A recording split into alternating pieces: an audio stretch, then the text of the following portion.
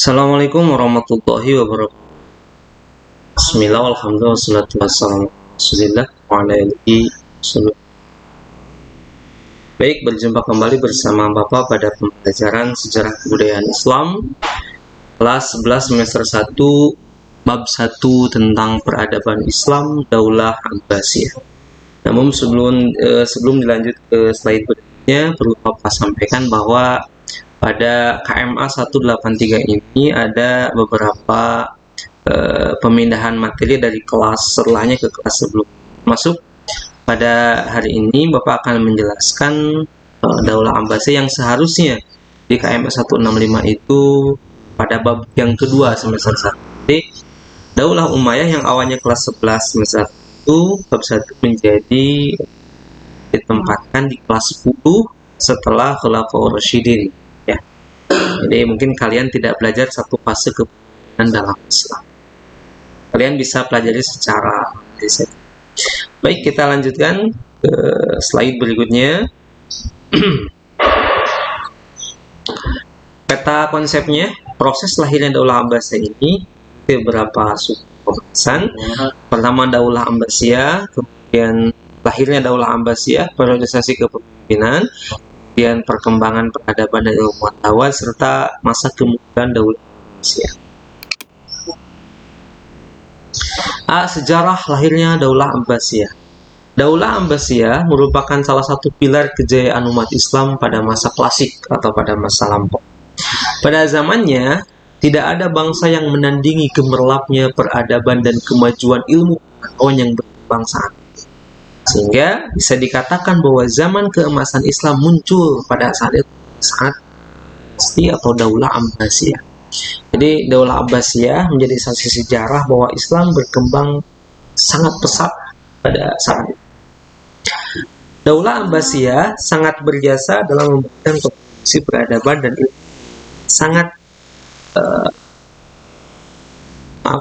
Daulah Abbasiyah sangat berjasa dalam memberikan kontribusi ataupun sumbangsih peradaban dan ilmu yang terus menginspirasi tokoh-tokoh, baik tokoh ilmuwan Muslim termasuk tokoh ilmuwan Barat pada zaman klasik sampai pada zaman. Jadi banyak sekali ilmu-ilmu termasuk penemuan-penemuan yang bisa pada zaman ini.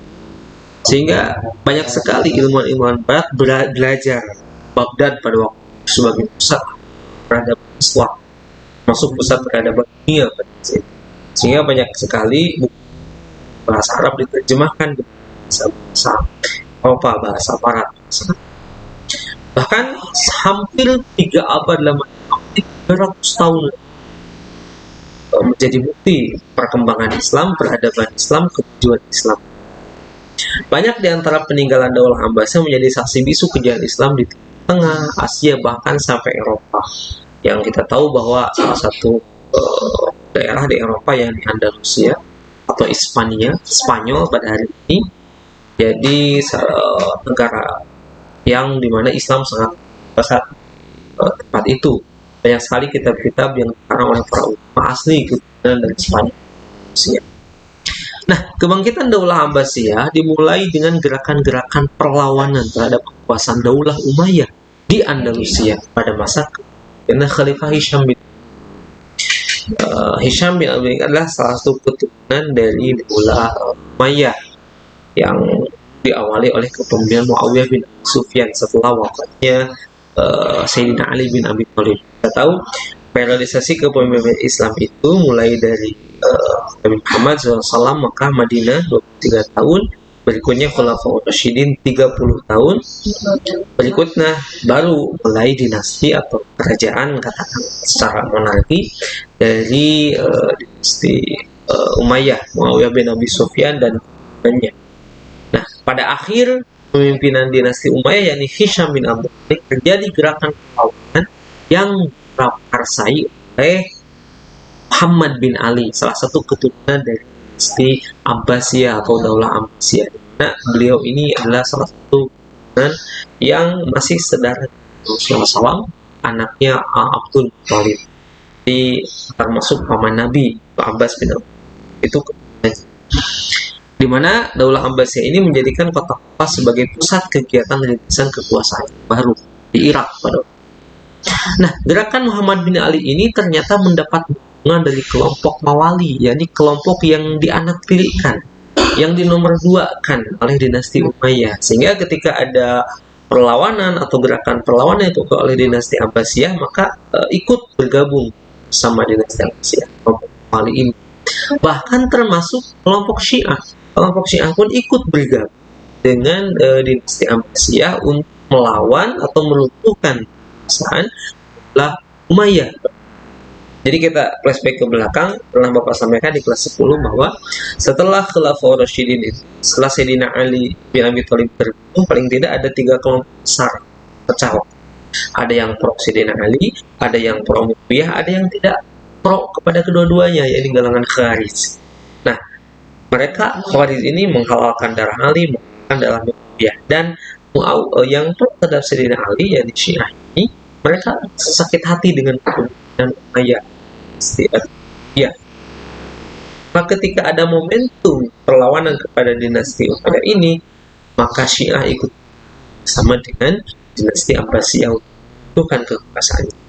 Dan pada akhirnya, singkat cerita, dinasti Umayyah ini berakhir pada tahun 132 Hijriah atau 750 Masehi dengan wafatnya pemimpin terakhir mereka, Bani Umayyah, yakni Marwan bin Muhammad di daerah pusat Mesir pada tahun 130 Hijriah.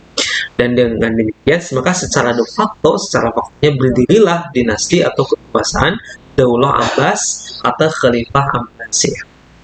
Nah, Daulah Abbasiyah ini berkuasa selama hampir 6 abad atau 5 abad lebih, 500 tahun lebih.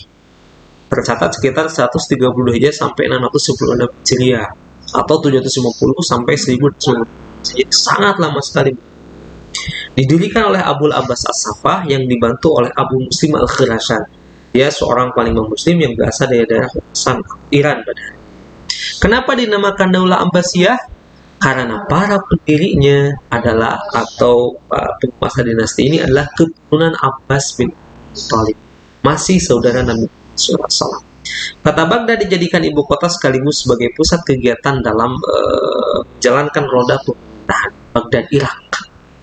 Pada masa Khalifah Al-Mahdi, wilayah Islam sangat luas meliputi wilayah yang pernah dikuasai oleh dinasti Umayyah, ditambah dengan Jazirah Arab, Afrika, dan sebagian wilayah Asia sampai perbatasan Cina.